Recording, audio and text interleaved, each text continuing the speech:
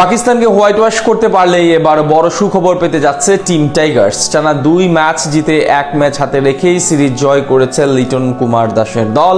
শেষ ম্যাচে জয় নিশ্চিত করতে পারলেই আইসিসির তরফ থেকে মিলবে ভালো খেলার পুরস্কার। বিগত অধ্যায়ে পিছু ফেলে নতুন এক মাইল ফলক ছুঁবে লিটন দাসের দল। সব মিলে হোয়াইট ওয়াশের মিশন সফল হলে যে সুখবর পেতে যাচ্ছে টিম টাইগার্স, এ নিয়ে বিস্তারিত জানবো প্রতিবেদনে।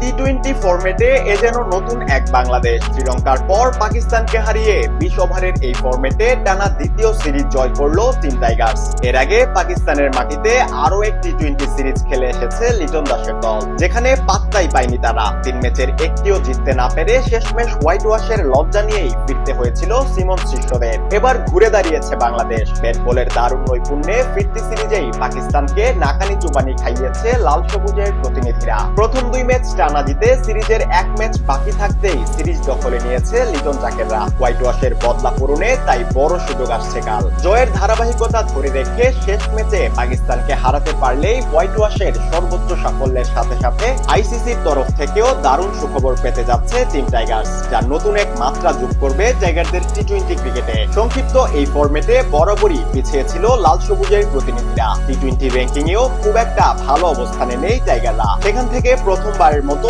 শক্তিশালী পাকিস্তানকে টি-20 সিরিজ হারানো দারুণ এক অর্জন। তাছাড়া টি-20 র্যাঙ্কিং এ বাংলাদেশের চেয়ে অনেক এগিয়ে এককালের বিশ্ব চ্যাম্পিয়ন পাকিস্তান। এবার তাদেরকে হোয়াইট ওয়াশ করতে পারলে র্যাঙ্কিং এও বড় সাফল্য পাবে লিটন দাসের দল। অর্থাৎ মাত্র এক জয়ে বদলা পূরণের সাথে সাথে বড় পুরস্কার পাওয়ার পথে বাংলাদেশ। আইসিসির টি-20 র্যাঙ্কিং এ বর্তমানে 8 নম্বর অবস্থানে রয়েছে পাকিস্তান ক্রিকেট দল। সেখান থেকে 2 ধাপ পিছিয়ে র্যাঙ্কিং এর 10 নম্বর স্থানটি বাংলাদেশের। পাকিস্তানকে হোয়াইট ওয়াশ করতে পারলে র্যাঙ্কিং এ 1 ধাপ উন্নতি করবে টাইগাররা। এর আগে 220 রেটিং পয়েন্ট নিয়ে চলমান এই সিরিজ শুরু করেছিল বাংলাদেশ দল। এরপর প্রথম ম্যাচের 7 উইকেটের বিশাল জয়ের পর গেল দিনও পাকিস্তানকে হারিয়েছে স্বাগতিকরা।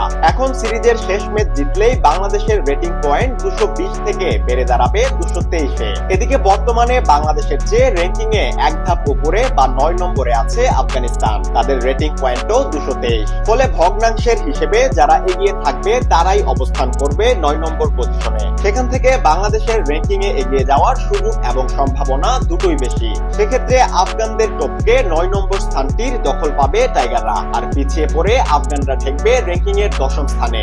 অন্যদিকে বাংলাদেশের বিপক্ষে শেষমেশ হোয়াইট ওয়াশ হলে 4 পয়েন্ট হারাবে পাকিস্তান। তবে পয়েন্ট হারালেও র্যাঙ্কিং এর সেরা হাতেই থাকবে পাকিস্তান দল। কিন্তু সিরিজের শেষ ম্যাচে যদি বাংলাদেশ হেরে যায় তাহলে র্যাঙ্কিং থাকবে অপরিবর্তিত। অতএব র্যাঙ্কিং এ উন্নতি করার জন্য জয়ের কোনো বিকল্প নেই ফিল সিমন্সের শিষ্যদের। দারুণ এই সুযোগ টাইগাররা শেষমেশ কাজে লাগাতে পারে কিনা সেটিই এখন দেখার পালা।